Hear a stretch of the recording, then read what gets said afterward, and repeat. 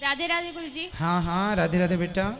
गुरुजी मेरे सवाल ये है कि जो भगवान है उन्होंने सिर्फ भारत में ही क्यों जन्म लिए हैं? क्योंकि कश्मीर में ही केसर होती है बेटा।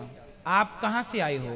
मैं राजस्थान से अजमेर। राजस्थान अजमेर में क्या केसर होती है? नहीं, क्यों नहीं होती? वहाँ पे नहीं होती है, क्यों? इन्वायरमेंट की वो होती क्योंकि वहाँ का वो वातावरण नहीं है, वहाँ की जलवायु केसर के लिए उपयुक्त नहीं है।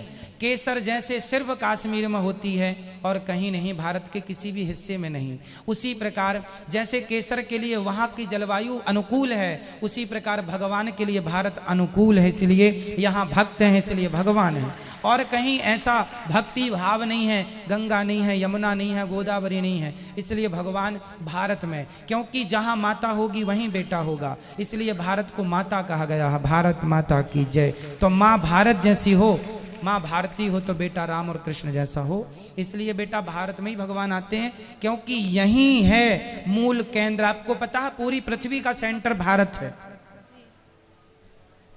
जी। गुरुजी मेरा दूसरा सवाल ये है कि जो रावण कंस ही मरे थे तो उनको इनके पापों का फल क्यों नहीं मिला? क्योंकि भगवान के हाथों मरे हैं। जैसे कि पापों का फल जीते जी मिल गया ना बेटा। एक बाप के सामने उसके सारे बेटे मर जाएं, तब उस बाप से पूछो कि उस बाप पे क्या गुजरेगी। तो रावण के सामने सारे बेटे मर गए, तो ये उसका दंड था।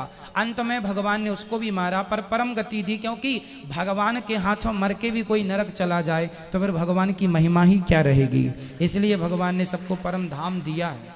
जैसे कि गुरुजी, जैसे कि भगवान के हाथों मरते हैं तो परम धाम को चल जाते हैं, तो जैसे कि जो बाली था, बाली भी श्री राम जी के हाथों मरा था, तो उसने श्री कृष्ण को मारा था बहेलिया बन करके, तो फिर वो तो परम धाम को चल गया, तो उसने दूसरा जन्म कैसे लिया? परम धाम को चला गया था, भगवान ने अपने धाम में ही भेजा था, पर बार बार कह रहा था छिपके क्यों मारा। भगवान ने कहा चल तू भी अगले जन्म भैया मार लेना, मैं तुझे छोड़ दूंगा एक जन्म के लिए, आ जाना तू भी मुझे मार के हिसाब कर लेना। तो उसने मारा, फिर भगवान ने जहाँ की तहाँ।